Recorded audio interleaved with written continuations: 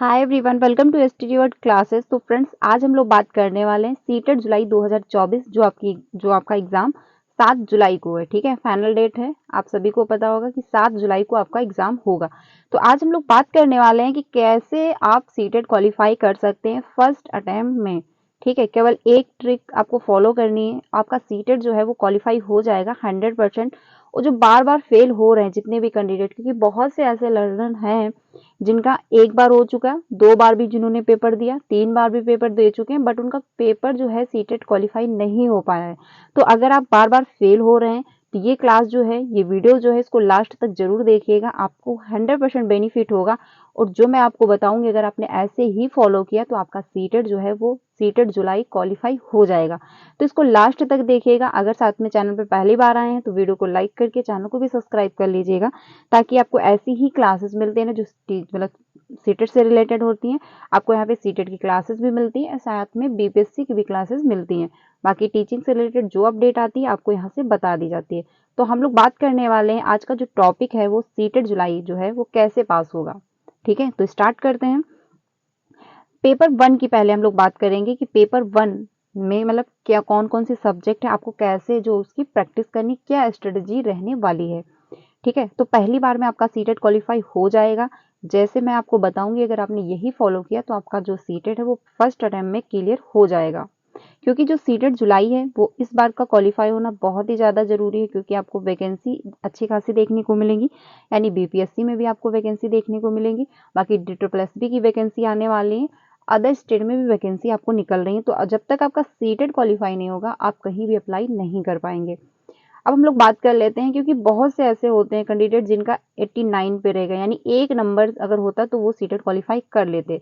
या भी बहुत ऐसे होते हैं जिनका 82 है, 85 है, तो ऐसे करके बहुत से। लेकिन सबसे ज़्यादा जो खतरनाक होता है एक नंबर से रह जाना, यानी जो बाउंड्री पे अटके हुए होते हैं, ना इधर के रहते हैं ना उधर के रहते हैं।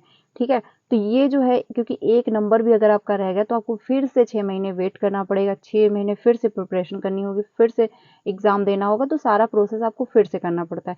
क्योंकि इसका जो क्वालिफाइंग मार्क्स है वो अपने अगर स्टेट में हो तो आप 82 ला सकते हो, आप अपने ही जिले में अप्लाई कर लोगे। लेकिन अदर स्टेट में डालने के लिए आपको जो है 90 नंबर होने चाहिए। तो सबसे पहले एक टारगेट बनाइए कि आपको कितने नंबर लाने हैं। देखिए, 90 नंबर का कोई टारगेट मत रखिएगा कि हमको 90 ही नंबर लाने, यानी 19 नंबर अगर आप टारगेट रख रहे हो तो इससे भी कम आएंगे। अगर आप मान लीजिए इतने मतलब टारगेट आपने रखा है कि मेरे 90 नंबर आ जाएं, तो आप संभावना ये रहती है कि 80 नंबर आपके आएंगे। तो अगर आपका टारगेट ज़्यादा है, यानी कि आप टारगेट रखिए 120 का रखिए, 120 प्लस रख सकते हैं, 130 प्लस रख सकते हैं, तो इसके ऊपर ही टारगेट रखिए। जब आप इसके ऊपर रखेंगे तब जाके आपके 100 नंबर आएंगे, या फिर 110 आएंगे, 105 मतलब 15 आएंगे, 120 आएंगे, ऐसे होता है। क्योंकि बहुत से ऐसे क्वेश्चन होते हैं 10 से 15 नंबर, या मान लीजिए 10 नंबर या 5 नंबर, कि वहाँ पे प्रेशर एग्जाम हॉल का जो होता है उसी से कट जाते हैं। कभी कभी आपने देखा होगा कि गोला फिल करने में भी बहुत मिस्टेक होती है, आपको फिल करना होता है दूसरा गोला, बट इतना ज़्यादा प्रेशर होता है, इतना ज़्यादा फास्टली काम करने का दिमाग में प्रोसेस चल रहा होता है, तो वो गोला ही गलत फिल हो जाता है। जब फिल हो जाएगा तब समझ में आएगा कि अरे ये इसमें तो फर्स्ट फिल करना था लेकिन मैंने सेकंड फिल कर दिया, तो वो आपका एक चला गया। बहुत बार ऐसा होता है कि आप क्वेश्चन में टिक कर देते हैं, उसके बाद आपने उसको कट कर दिया, दूसरा टिक कर दिया, तो ये बहुत सारी मिस्टेकें होती हैं। और कभी कभी ये होता है कि क्वेश्चन आपको पता है कि इसका ये ऑप्शन होगा, उसके बावजूद भी वो गलत हो जाता है। तो ये सारी मिस्टेकें होती हैं, तो इसकी वजह से भी नंबर कटते हैं। और बहुत ज़्यादा ऐसा होता है कि जब एग्ज़ाम मतलब जो है टाइम मैनेज नहीं हो पाता, वहाँ से भी 1-2 नंबर चले जाते हैं। तो टाइम मैनेज करने के लिए आपको प्रैक्टिस करनी होगी, पीवाईक्यू क्वेश्चन करिए और साथ में प्रैक्टिस करते रहिए और टाइम मैनेज करिए, वहाँ से वो आपका वहाँ से कंप्लीट हो जाएगा। तो पहली बात, अपना टारगेट सेट करिए कि हमको कितने नंबर लाने हैं। जब आप 120 130 का टारगेट रखेंगे तब जाके आपके 110 115 नंबर आ पाएंगे। तो 90 नंबर का कोई टारगेट मत रखिएगा। ठीक है, अब स्टार्ट करते हैं हम लोग सबसे पहले पेपर 1 की बात करते हैं। देखिए, सबसे पहले जो पेपर 1 है, आप पेपर 1 एंड पेपर 2 दोनों डाल देंगे फॉर्म, क्योंकि जो मतलब डीएलएड एंड बीटीसी वाले हैं वो पेपर 1 to 5 में भी डाल सकते हैं, पेपर 1 एंड पेपर 2 दोनों अप्लाई कर सकते हैं। ठीक है, और जो बीएड वाले हैं वो पेपर 2 ही अप्लाई कर सकते हैं। तो हम सब लोग पहले बात करने वाले हैं पेपर 1 की। इसमें जो सीडीपी आती है वो 30 नंबर की आती है। सीडीपी ही एक ऐसा सब्जेक्ट है आप में सीटेट में मान लीजिए जिसमें 30 ऑफ 30 आते हैं, सभी के आते हैं। बहुत से ऐसे लर्नर्स हैं जिनके 30 ऑफ 30 आए हुए हैं। ठीक है। आपको यूट्यूब पे भी बहुत सारे वीडियोस मिल जाएंगे, बहुत सारे इंटरव्यूज वगैरह मिल जाएंगे। तो सीडीपी है एक ऐसा जो आपके 30 ऑफ 30 आ सकते हैं। इसका जो क्या रहता है, इसका जो मतलब फिक्स है कि आपको इस टॉपिक से आएंगे, जैसे आपका वाइगोस्की हो गया, जीन प्याजे हो गए, कोहलबर्ग हो गए, एनसीएफ हो गया, ठीक है, लर्निंग डिसेबिलिटीज हो गई, तो यहाँ से सारे क्वेश्चन आते हैं। तो इसमें फिक्स टॉपिक है कि यहाँ से क्वेश्चन उठाए जाएंगे। इंक्लूसिव एजुकेशन हो गया, तो ये बहुत सारे ऐसे टॉपिक होते हैं जहाँ से फाइनल है कि यहाँ से क्वेश्चन बनेंगे। तो ये सारे आप टॉपिक कवर कर लीजिए, ठीक है। सीडीपी में बात कर रही हूँ पहले। फिर आपने सारे जब टॉपिक कवर कर लिए तो आप पीवाईक्यू क्वेश्चन करिए।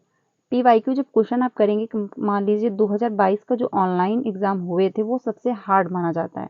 तो आप अगर उतने भी सेट लगा लेते हैं, क्योंकि इसमें बहुत सारे सेट हैं और हर एक सेट में 30 क्वेश्चन दिए हैं एक सब्जेक्ट के, तो अगर आप इतने ही क्वेश्चन कर लेते हैं, इतने मतलब प्रीवियस के क्वेश्चन अगर आप कर लेते हैं, तब भी आपका क्लियर हो जाएगा। तो कॉन्सेप्ट क्लियर होगा, उसके साथ आप पीवाईक्यू क्वेश्चन करेंगे, तो पीवाईक्यू क्वेश्चन करने से आपका टाइम मैनेज होगा। उसके साथ साथ आपको समझ में भी आएगा इस टॉपिक से जो क्वेश्चन कैसे बन सकते हैं, ठीक है। तो सीडीपी में अगर आप एफर्ट डाल रहे हैं तो आपके 30 ऑफ 30 आ सकते हैं। मैथ बहुत टफ नहीं आती है पेपर 1 की। पेपर जो 1 की मैथ आती है वो बहुत इजीली होती है, आप सॉल्व कर सकते हो। वो 15 नंबर की होती है, कंटेंट होता है, और 15 नंबर का जो होता है पेडागोजी होता है। तो पेडागोजी आप सॉल्व कर लोगे आराम से, और 15 नंबर का कंटेंट आता है। तो वो आप मैथ इतनी सभी को आती है बेसिक, क्योंकि इसमें बेसिक मैथ पूछी जाती है।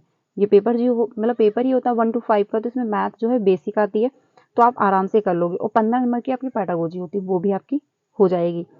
ईवीएस जो होती है, देखिए ईवीएस में 30 ऑफ 30 नहीं आ पाते हैं। बहुत ऐसे हैं जो रेयर योगा, आपको एक ही दो ऐसे व्यक्ति मिलेंगे जिनका 30 ऑफ 30 आए होंगे। लेकिन ये रहता है कि हाँ 28 आ सकते हैं आपके, 29 आ सकते हैं, 27 आ सकते हैं, अगर आपने प्रैक्टिस अच्छे से की है।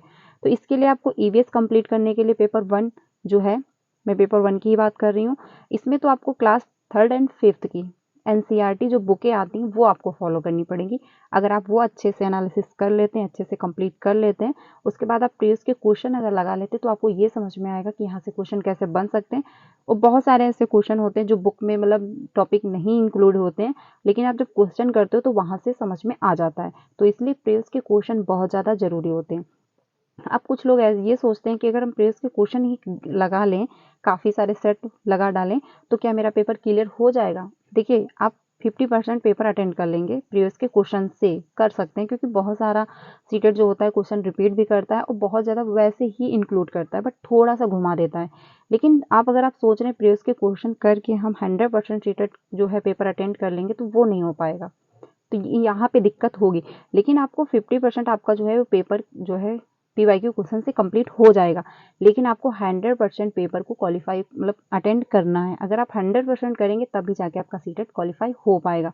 50% करने से आपका क्वालिफाई नहीं हो पाएगा, क्योंकि वहाँ पे बहुत सारे ऐसे क्वेश्चन लगेंगे कि इसका ये ऑप्शन सही है, आपको भी लगेगा कि ये सही है, लेकिन वो ऑप्शन गलत भी हो सकता है। तो इसलिए पीवाईक्यू क्वेश्चन करिए, वहाँ से आपको ये समझ में आएगा कि क्वेश्चन कैसे पूछे जा रहे हैं, आपकी प्रैक्टिस इनफ होगी, आपको टाइम मैनेज होगा। लेकिन साथ में थ्योरी भी कंप्लीट होनी चाहिए, ठीक है। तो ईवीएस के लिए आपको क्लास मतलब 3rd एंड 5th की बुक पढ़नी है, एनसीईआरटी फॉलो करनी है, उसके साथ में पीवाईक्यू क्वेश्चन लगाने हैं। अब आती है बात जो लैंग्वेज 1 एंड लैंग्वेज 2 की। देखिए लैंग्वेज 1 में अगर आपने हिंदी सब लेते हैं, और अगर लैंग्वेज 2 में आपने इंग्लिश ले रखी है या संस्कृत ले रखी है, अपनी अपनी लैंग्वेज जो जिसको समझ में आती है, तो इसमें भी 15 नंबर की आपकी पेडागोजी आती है, एंड 15 नंबर का जो पैसेज आता है, यानी जो गद्य और पद्य आता है। तो ये 15 नंबर के क्वेश्चन जो होते हैं, ये बहुत लोग इसमें मिस्टेक कर देते हैं। ये लैंग्वेज 1 में 15 नंबर आपको मिल जाते हैं, लैंग्वेज 2 में आपको 15 नंबर मिल जाते हैं। तो ये पूरे पेपर में मिला के क्या हो जाता है, 30 नंबर का होता है। और 30 नंबर बहुत लोगों से मिस्टेक के द्वारा चले जाते हैं, क्योंकि इसका रीजन ये रहता है पैसेज कोई सॉल्व करना नहीं चाहता है। वो सोचता है एग्जाम हॉल में जाएंगे वहीं पे पैसेज सॉल्व कर लेंगे, क्योंकि इसमें हमको पढ़ के ही तो क्वेश्चन दिए होते हैं, उसी में हमको देख के सॉल्व करना है।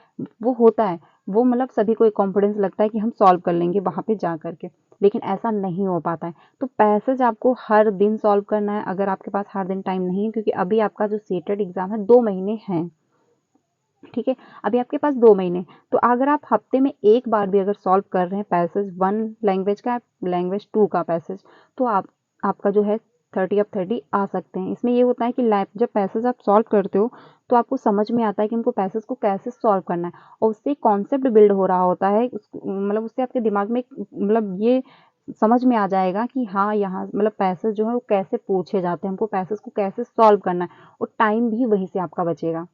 ठीक है। तो पैसेज को कैसे सॉल्व करना है ये भी मैंने वीडियो बनाई हुई थी, आपको यहीं पे मेरे चैनल पर मिल जाएगी, आप जाकर देख सकते हैं कि कम टाइम में आपको पैसेज कैसे सॉल्व करना है। देखिए पैसेज सॉल्व करने के लिए सबसे पहले आपको मतलब जो पैराग्राफ दिया होता है उसको नहीं पढ़ना है, सबसे पहले आप क्वेश्चन पे जाइए, उसमें कीवर्ड ढूंढिए कि आखिर किस बारे में क्वेश्चन में कहा जा रहा है, फिर वो कीवर्ड उठा के आप पैसेज पे आइए, फिर वहाँ पे ढूंढ लीजिए अपना आंसर और टिक करिए। अगर आप पैसेज को पढ़ेंगे, क्योंकि पैसेज बहुत ज़्यादा बड़े होते हैं, ठीक है, आप पैसेज पढ़ेंगे फिर क्वेश्चन पे जाएंगे, क्वेश्चन पढ़ेंगे फिर पैसेज पे आएंगे, तो ऐसा करने से बहुत ज़्यादा इसमें टाइम जो वेस्ट होता है और यहीं से आपका टाइम भी बचता है। तो पैसेज को 100% सॉल्व करिए हर हफ्ते में एक बार। प्रीवियस के सारे जितने पैसेज हैं, देखिए कोई बुक से मत सॉल्व करिएगा, सीटेट का जो मतलब पैसेज होते हैं वो कोई बुक से या कहीं से भी सॉल्व मत करना। जितने भी पीवाईक्यू क्वेश्चन दिए यानी प्रीवियस के जितने भी क्वेश्चन दिए गए हैं जो मतलब सेट हैं, उसमें से आप पैराग्राफ को सॉल्व करिए और पेपर 1 एंड पेपर 2 दोनों के सॉल्व करिए, क्योंकि लैंग्वेज जो होती है वो पेपर 1 एंड पेपर 2 की सेम होती है, ठीक है। तो आपको दोनों, ये नहीं कि पेपर 1 का है तो हम सॉल्व करेंगे, पेपर 2 का है तो हम सॉल्व करेंगे, नहीं, दोनों क्लासेस का आप सॉल्व कर सकते हैं, दोनों पेपर का, चाहे पेपर 1 हो या पेपर 2 हो, क्योंकि पैसेज जो होते हैं वो सेम आते हैं, थोड़ा बहुत चेंज होता है, यानी जो पेपर 2 का होगा थोड़ा उसका लेवल जो अप होता है, ठीक है, बाकी पैसेज एक ही जैसे होते हैं। तो पैसेज को सॉल्व करना बहुत ज़्यादा जरूरी है, क्योंकि पैसेज आप सब सॉल्व करोगे तो इसमें 30 नंबर आपके आराम से मिल जाते हैं और फोकट के मिलते हैं, क्योंकि पैसेज को आपको देख के ही सॉल्व करना होता है और ये जो 30 नंबर आपको मिल जाएंगे तो आपका स्कोर बन जाता है। तो इसलिए पैसेज को नहीं मिस करना, पैसेज को अच्छे से कम टाइम में आप जब प्रैक्टिस करोगे तो अच्छे से कम टाइम में आप क्लियर कर लोगे, तो ये 30 नंबर आपको मिल जाएंगे लैंग्वेज 1 एंड लैंग्वेज 2 के, क्योंकि 15 नंबर का लैंग्वेज 1 में पैसेज आता है एंड 15 नंबर का लैंग्वेज 2 में पैसेज आता है, ठीक है। तो ये हो गया। तो ये जो पूरा प्रोसेस है ये जो है पेपर 1 का है, कि आपको पेपर 1 का जो है मतलब कैसे स्ट्रेटजी रखनी है जिससे कि आपका मतलब पेपर 1 क्लियर हो जाए। अब बात कर लेते हैं पेपर 2 की। देखिए सीडीपी में जो होता है इसमें भी आपको पीवाईक्यू क्वेश्चन करने हैं और सीडीपी जो है पेपर 1 एंड पेपर 2 की सेम होती है, ठीक है। तो ये मत मतलब डाउट रखिए पेपर 1 अलग है सीडीपी, पेपर 2 अलग सीडीपी, नहीं, बहुत सारे ऐसे टॉपिक, क्योंकि क्वेश्चन टॉपिक सेम है तो बहुत सारे ऐसे क्वेश्चन आपको मिल जाएंगे जो पेपर 1 में पूछे गए हैं और वही क्वेश्चन पेपर 2 में पूछे गए, और बहुत सारे ऐसे क्वेश्चन है जो पेपर 2 में पूछे गए हैं और वही पेपर 1 में पूछे गए। तो सीडीपी जो होती है पेपर 1 एंड पेपर 2 की सेम होती है, ठीक है। अब हम लोग बात कर लेते हैं पेपर 2 की, यानी पेपर 2 की प्रिपरेशन हम कैसे करेंगे। इसमें जो सीडीपी सेम रहती है आपकी, यानी जो सीडीपी वो पेपर 1 एंड पेपर 2 की सेम होती है, लैंग्वेज भी आपकी सेम आती है, चाहे आप वो इंग्लिश लें या संस्कृत लें, ठीक है। अब बात कर लेते हैं इसमें जो है एसएसटी होती है एंड मैथ एंड साइंस होती है, यानी मैथ और साइंस होती है। इसमें बहुत ज़्यादा मतलब दिक्कत होती है और पेपर 2 का ही जो है रिजल्ट सबसे ज़्यादा डाउन आता है। इस बार जो आपका जनवरी में एग्जाम हुआ था 21 जनवरी को, उसका जो पेपर है पेपर 2 का जो रिजल्ट गया है वो 8% गया है, ठीक है। तो इस पेपर 2 में बहुत ज़्यादा लोग फेल होते हैं, उसका मेन रीज़न क्या है कि पेपर 1 तो ईजिली होता है, सॉल्व हो जाता है, क्योंकि वो 30 नंबर के मतलब क्वेश्चन होते हैं, 30 नंबर के आते हैं तो वो सॉल्व हो जाता है। लेकिन वहीं पे जो मतलब पेपर 2 होता है उसमें क्या होता है, एसएसटी जो होती है वो 60 नंबर की आती है, यानी 60 नंबर की होती है, मैथ और साइंस भी 60 नंबर का आता है, यही सबसे ज़्यादा है स्कोरिंग सब्जेक्ट होता है और सबसे जो बड़ा सिलेबस भी होता है, क्योंकि जो एसएसटी होती है यानी जो सोशल साइंस होती है, इसको अगर आप कंप्लीट कर रहे हैं तो इसमें 6 एंड 7 एंड 8 की हिस्ट्री, ज्योग्राफी, पॉलिटी सब कुछ डिस्कस करना होगा, सब कुछ अच्छे से प्रॉपर तरीके से थ्योरी पढ़नी होगी, फिर उसके बाद प्रीवियस के क्वेश्चन आपको करने होंगे, तब जाके आप 60 जब मतलब टारगेट रखेंगे, जब इतना कुछ कर लेंगे तब जाके आपके 55 या फिर 50 प्लस नंबर आएंगे, ठीक है। तो इसके लिए आपको जब कब आएंगे इतने, जब आप पढ़ोगे, आप जब बुकें फॉलो करोगे, एनसीईआरटी पढ़ोगे, ऐसे अगर आप सोच रहे हो प्रीवियस के क्वेश्चन कर लेंगे तो आपके 20 नंबर आ जाएंगे, 25 नंबर आ जाएंगे, तो इससे पेपर 2 क्वालिफाई नहीं होगा, क्योंकि सीडीपी में मान लीजिए अगर आपकी अच्छी है तो 30 नंबर वहाँ से आ गए, लैंग्वेज 1 लैंग्वेज 2 आपकी बहुत ज़्यादा अच्छी है तो मतलब हिंदी जो होती है, क्योंकि पैथोलॉजी में आप 30 मतलब 50 और 50 नहीं ला सकते, मतलब 15 और 15 नहीं ला सकते, ठीक है। तो वहाँ से आपके मान लीजिए 10 से 12 नंबर या फिर 12 से 13 नंबर आप बना लेंगे, तो लैंग्वेज में आपके जो होते हैं बहुत ज़्यादा अगर आप अच्छा करेंगे तो भी आपके 28 या 29 नंबर हो जाएंगे, और लैंग्वेज 2 में भी ये कंडीशन रहेगी, और अगर आप यहाँ से 20 से 25 नंबर ही ला पा रहे हैं तो आपका पेपर 2 क्वालिफाई नहीं हो पाएगा। तो इसलिए आपको सोशल साइंस अगर आपके पास है, या फिर मैथ एंड साइंस है, तो उसको आपको फॉलो करनी है क्लास 6 एंड 7 की मतलब एनसीईआरटी। अगर आप एनसीईआरटी अच्छे से पढ़ लेते हैं, अच्छे से थ्योरी कंप्लीट कर लेते हैं, तो वहाँ से आपका 2 बेनिफिट होगा। एक तो आपका कंटेंट मजबूत होगा, साथ ही साथ जो पेडागोजी होती है वो भी आपकी स्ट्रांग होगी, क्योंकि पेडागोजी जो होती है वो बुक से ही पूछी जाती है, यानी एनसीईआरटी की जो बुकें होती हैं वहीं से पूछी जाती है, वो 20 नंबर की आती है। ठीक है, तो पेडागोजी भी आपकी स्ट्रांग होगी, साथ ही साथ आपका कंटेंट भी मजबूत होगा।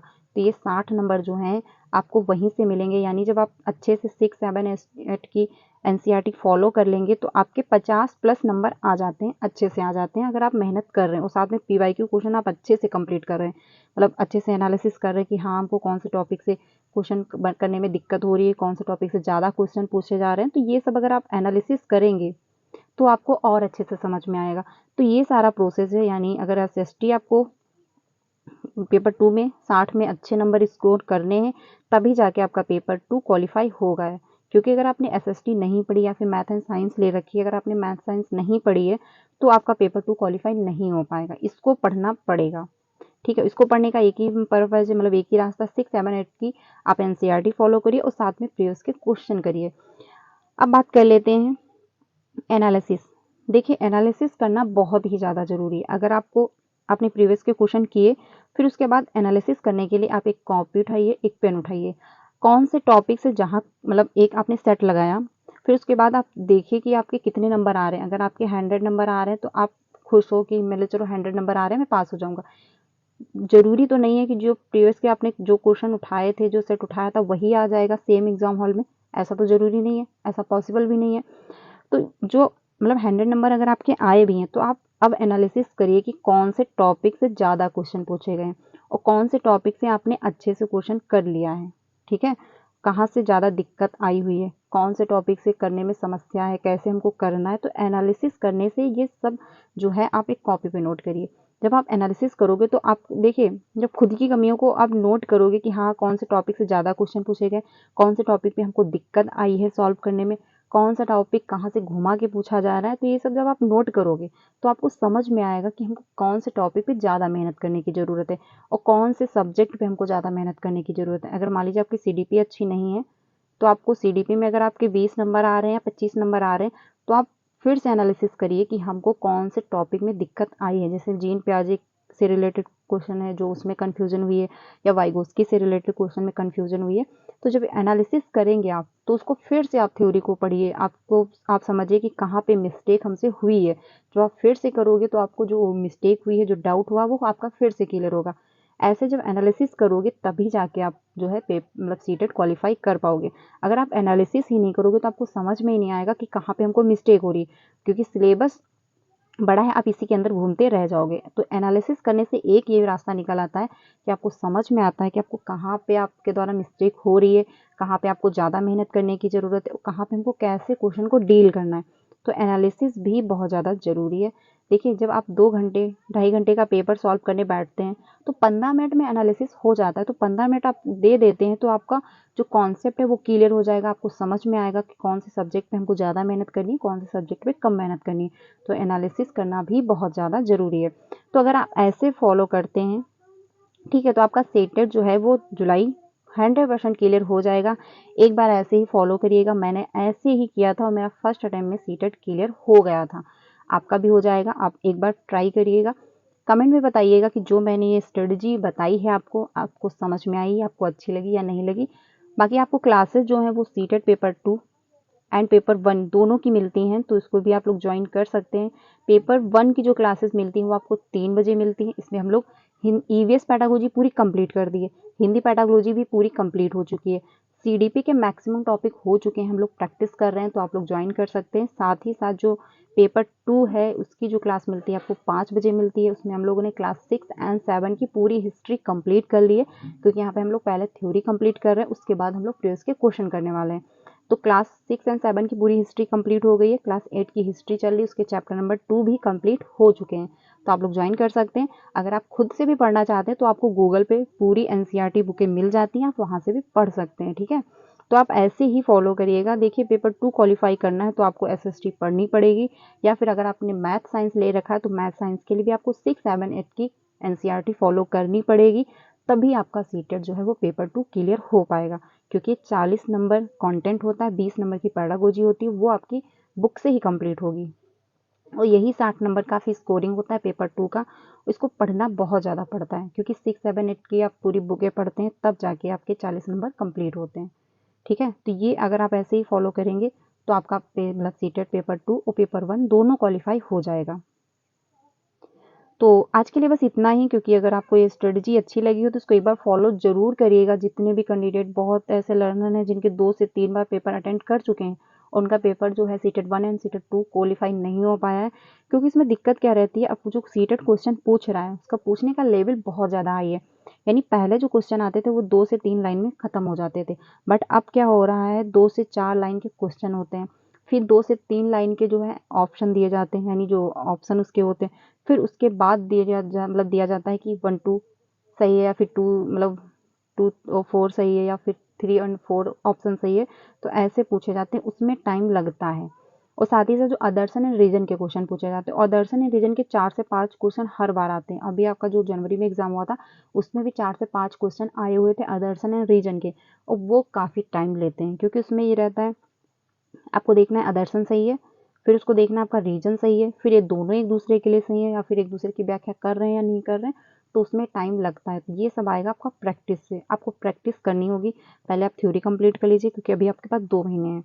2 महीने में आप अगर फर्स्ट 1 महीने में अगर आप थ्योरी कंप्लीट कर लेते हैं, और जो सेकंड महीना होगा, नहीं लास्ट महीना जो होगा, उसमें आप प्रीवियस के क्वेश्चन कर लेते हैं और इनफ प्रैक्टिस कर लेते हैं, तो आपका सीटेट क्वालिफाई हो जाएगा 100%।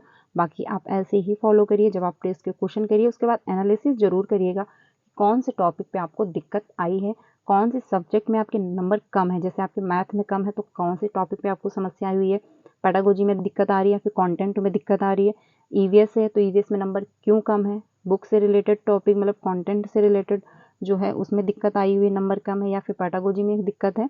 तो ये सब जब आप एनालिसिस करेंगे तो जिस पार्ट में आपको दिक्कत होगी आप उस पार्ट को स्ट्रॉन्ग कर लेंगे, तो आपका पेपर क्लियर हो जाएगा। एनालिसिस नहीं करेंगे तो इसी के अंदर आप घूमते रहेंगे, आपको कुछ नहीं समझ में आएगा कि कहाँ पे हमको दिक्कत आ रही है। सिर्फ प्रीवियस के क्वेश्चन आप करते रहेंगे, क्योंकि प्रीवियस के क्वेश्चन करने से आपको ये समझ में आता है कि हाँ क्वेश्चन कैसे पूछे जा रहे हैं, बट एग्जाम हॉल में वही क्वेश्चन जो है उठा के नहीं दिए जाते हैं। थोड़ा सा लैंग्वेज घुमा देगा, आप वहीं पे घूम जाओगे। तो इसलिए बुक पढ़िए, एनसीईआरटी थ्योरी कंप्लीट करिए, उसके बाद प्रीवियस के क्वेश्चन करिए।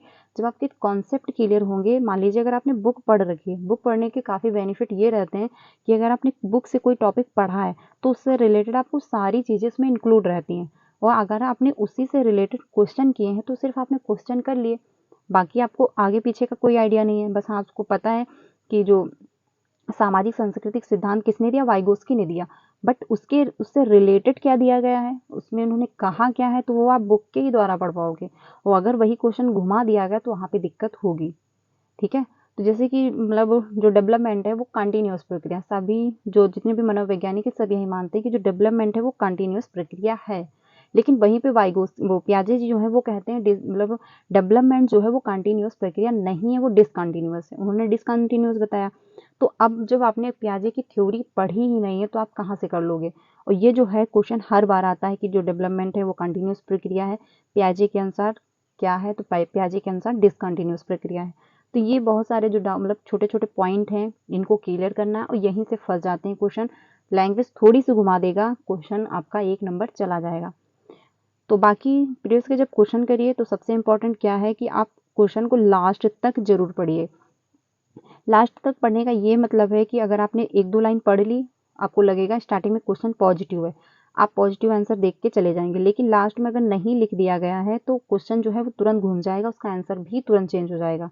तो इसलिए लास्ट तक क्वेश्चन को जरूर अटेंड करिए, थोड़ा सा टाइम ज़्यादा लग जाएगा, कोई दिक्कत नहीं, प्रैक्टिस करिए, प्रैक्टिस से आपका टाइम मैनेज भी होगा और साथ में पढ़ने की स्पीड भी बढ़ेगी और समझने की भी क्षमता डेवलप होगी। तो आप क्वेश्चन को लास्ट तक जरूर पढ़िए, उसके बाद ऑप्शन चेक करिए। ठीक है, क्योंकि एक क्वेश्चन जो होता है उसमें आपको 1 मिनट का टाइम मिलता है, क्योंकि 150 क्वेश्चन होते हैं, उतना ही आपको टाइम भी मिलता है, यानी 150 ही मिनट आपको मिलते हैं। तो आप जब पेपर अटेंड करिए यानी जब क्वेश्चन करिए घर पे बैठ के, तो आप ये सोचिए कि हमको 2 घंटे में पेपर को सॉल्व कर लेना है, क्योंकि 30 नंबर जो होते हैं वहाँ पे मतलब 30 मिनट जो होते हैं आपके इधर उधर साइन करने में, फॉर्म फिलअप करने में इधर उधर चले जाते हैं। और 15 मिनट लास्ट में ये बचा के आप रखिए कि हमको फिर से एनालिसिस करना है कि कोई क्वेश्चन छूटा तो नहीं है, कोई जो बोला है वो फिलअप किया है कि मैंने नहीं किया है। तो इसलिए टाइम मैनेज बहुत ज़्यादा ज़रूरी है, साथ में प्रैक्टिस ज़रूरी है एंड साथ में थ्योरी भी ज़रूरी है, क्योंकि क्वेश्चन घुमा देगा तो वहाँ पे दिक्कत होगी। आप ऐसे ही फॉलो करिए, आपका सीटेट क्लियर हो जाएगा। अगर ये स्ट्रेटेजी अच्छी लगी हो तो कमेंट में ज़रूर बताइएगा। बाकी आपको क्लासेस भी मिलती हैं, तो चैनल पे पहली बार आए हैं तो सब्सक्राइब कर लीजिएगा। क्लास मतलब ये वीडियो अच्छी लगी तो उसको लाइक ज़रूर करिएगा। बाकी अपनी राय कमेंट में ज़रूर दीजिएगा। ऐसे ही आप फॉलो करिए, आपका सीटेट क्वालिफाई हो जाएगा। मैंने ऐसे ही किया था, मेरा फर्स्ट अटेम्प्ट में CTET paper 1 and paper 2 qualify हो गया है। ठीक है, तो मिलते हैं नेक्स्ट क्लास में, तब तक के लिए ध्यान रखिएगा। अच्छी लगी हो स्ट्रेटेजी मेरी, अगर आपको समझ में आई हो तो कमेंट में ज़रूर राय दीजिएगा। अगर ऐसे ही आप फॉलो करिएगा, आपका पेपर 1 एंड पेपर 2 दोनों क्वालिफाई हो जाएगा। मिलते हैं नेक्स्ट वीडियो में, तब तक के लिए ध्यान रखिएगा। Thank you.